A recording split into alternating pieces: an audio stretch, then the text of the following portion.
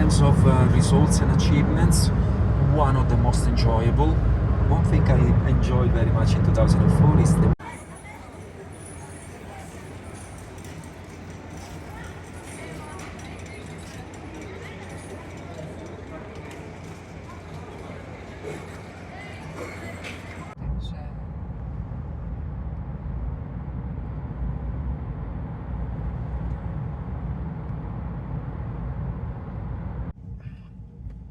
next left at the next traffic light.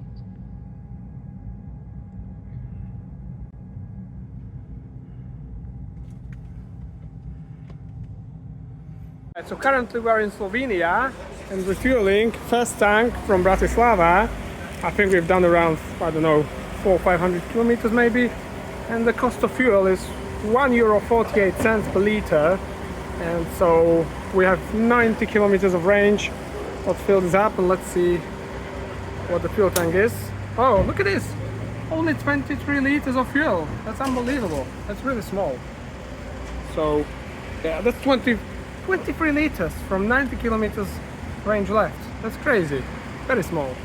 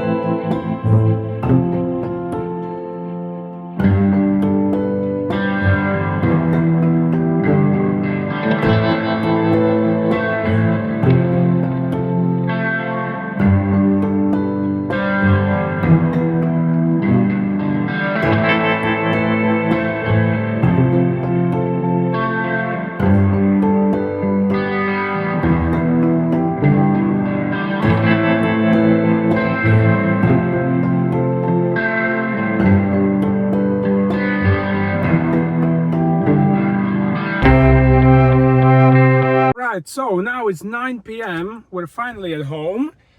Look at this. So it's 9 p.m. We're at home, and let's have a look at the trip. So total trip of the week, let me show you. This is together also with what I've been driving in the city during the week. So we've done 1,336 kilometers so far with this trip to Italy. Well, so far we did in total, and now the fuel economy that, hang on, and the fuel economy was the tire pressures. So here is the fuel economy, 4.6 liter on these 1,300 kilometers. Here is just a number. Maybe I would like it to show more information, but it doesn't. So 4.6 liter, and now this 4.6 liter is Also with the last 500 kilometers that my girlfriend drove, and you know how women sometimes drive, that they don't really care about the best efficiency or using the kinetic energy of the car in the best possible way. So still with that 4.6 kilometer, and she drives on the cruise control, cruise control all the time. So 4.6, I think that's fantastic, and it proves one thing, that even with a city car nowadays you can certainly grand tour, and this small Toyota is a great example of that. So yeah, I have to say I'm very thoroughly surprised by this result. I didn't expect to have such a great efficiency, and also the way how low amount of fuel it consumed, but more on that in the review in the morning. So let's go to that. Okay, so welcome, and now is the morning after the trip, but let me show you around the car, around the Mazda2 Hybrid, and this is the facelift. I also tested in the past when it came, when it was a pure Toyota Yaris, but they've improved the design, and I read an article where Mazda designers said they wanted to change even more things, but couldn't because of the financial reasons behind that. But yeah, the car definitely looks more Mazda now with this new front mask, this new grille that you have. Yeah, it definitely goes to the Mazda line very, very well. I really do like the face of the car. This is the top of the range model. It's called Homura Plus. It starts at 28,590, I think it was. But the model overall in my country starts from 20,590 euros, I think. Yeah, but anyway, let's go around this top of the Ranger. So you have also this nice blue metallic paint which looks almost purple on the car. It actually looks very, very cool. I really do like that. And then you also get these bigger wheels. They are, I think, 17-inch wheels, if I'm not wrong. Let me find it. Oh yeah, 205, 205, 45 are 17 wheels. Yeah. Then another thing I liked is the conception. Look at this. So if we look at the car like this from the side, the driver is sitting really, really further in the rear, like almost really behind the middle of the wheelbase, very far. And that is a very, very well resolved from engineering standpoint. So I like that. But what on the other hand it makes is that it doesn't give you plenty of space in the rear. So this here is really only for children, to be quite honest. So it's a more of a two people car or three people car or two people and a small children car than a full family car. But anyway, then when we go to the rear, another change in the design is this black bit of trim that makes it different from the Toyota Yaris. Let's have a look at it from here, what it looks like. And yeah, and then you have a simple Mazda 2 and hybrid. Then you open the boot, and actually I really do like this boot. So you have a low edge, which is cool, very wide opening, and yeah, I think really plenty of space for a small car. Don't know the liters, how many liters it has now, but I will put it here. And also under the floor, what you have is another bit of storage and tire repair kit and stuff. So I think it's actually a pretty decent boot for the car. And now let's also have a look at the engine. And so here is the engine, 1.5 liter 3-cylinder hybrid. It actually looks pretty nice here under the bonnet. You can see where the dampers are. We can have a look at the cast the car is running, so you can see quite a bit of cast. If I may show you, maybe it's supposed to see like this. And well, what is most important, it has improved power, so it now has around 130 horsepower.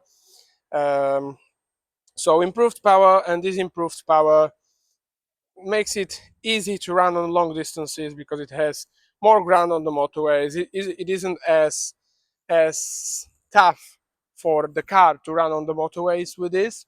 So I think that's pretty cool, and it's paired with the CVT transmission. You have a 0.7 kilowatt hour battery, so actually it's quite a small battery. But the pairing with the CVT transmission, I have to say in this case, is actually pretty good because it allowed us to go on the motorway at 130 at only 2000 RPM constantly. And those are very low RPM for a small car on the motorway. Even if you had an 8-speed Peugeot, it wouldn't do 2000 on a motorway. So I think really the key ingredient on why it had such a great fuel economy is the CVT transmission in this particular case, and the very good behavior of the hybrid system, which I'm going to talk to you more about in a moment. So this is the powertrain of the Mazda 2. So basically a Toyota Yaris powertrain, right? Oh, well, good morning. And now let me talk you through the driving experience, or the experience that we had overall. But first I'm going to talk you quickly through the interior. So head-up display, digital instrument cluster ahead of me, newer screen, bigger screen, higher resolution screen. Actually really nice to use, but it's mostly only the multimedia, I think, and you can check the consumption. You have hardware controls for the air conditioning, really lovely, very easy to use. Then you have heated seats, which we didn't need. 2 USB-C connectors for charging, wireless charging, which we didn't use as well. 12-volt sockets there. And then you have the drive mode button. So you have these 3 modes. You have power, eco, and normal. Most of the journey I traveled in power mode because it has its advantages, giving you full power on the motorway. The car doesn't need to work as hard. Then you can also turn off the stability system like this. Well, actually it says now the traction control. And you have also a third button for the EV mode only, which is nice for the city. Then you have further down here you have 2 cup holders, which are sometimes harder to get to because you have this armrest. So you need to either open it, which is not very practical when you're driving, and so this second cup that you want to take is harder to get. And then you have this armrest, which is not the usual armrest. You only have this small storage here when you open it up, not as usual in other cars, right? The sitting position is slightly taller compared to some other cars and compared to the dashboard, so that's a change. And the interior, while it's very nicely put together, I have to say it doesn't quite feel the most premium like you would feel in the Peugeot 208, for example, but it's basically a Toyota, so we are used to that, right? But still, you have some nice fabric here on the door, and then plastic. And also a thing I liked is this storage area here above the glove box. It's actually quite nice, and I use it quite a few times. And the glove box itself is a decent size. The seats themselves are actually quite nice and supportive. I like them. You also have lumbar support, but when you put it on, it's quite stiff, and it feels like sitting on a bit of a rock. So yeah, at times it wasn't the nicest. But anyway, let's reverse and show you the reversing camera, which actually doesn't have, well, that's to say, it doesn't have the best quality. It isn't the sharpest, but it's definitely usable. So how was the driving experience? So we've done 1336 kilometers in total with the fuel efficiency of only 4.6 liters. And well, you can see this is really a efficiency that you would otherwise get with a diesel car. So wow, that's actually really perfect for a small petrol car to get this sort of efficiency. Absolutely amazing. And what's even more amazing is that I drove a full tank, and when I wanted to refuel it, I had 80 kilometers of range left, right? And when I refueled it, I only put in 23.11 liters, I think it was. So very small tank, but it gets you really far. And that's, I think, actually amazing about this hybrid. So in the whole trip, I didn't have to spend too much on fuel, right? So amazing efficiency, and it's down to a few things. The first being the way the hybrid system works. Well, this Toyota hybrid system is just perfect. It just turns on the engine actually quite often because you don't have a big battery, but for a short periods, and it drives quite a long time, quite a long percentage of the travel on electricity. So I think it showed me, if I can find it here, I think it showed me that I did like 70 or so percent on electric power only, 75% of the whole travel. So that's actually pretty cool when you consider everything, right? Yeah, the thing I like about this hybrid system is also that when you are in the B mode, regioning the battery, it also turns on the engine. And at first I wasn't very happy with it. I was like, why is it doing it?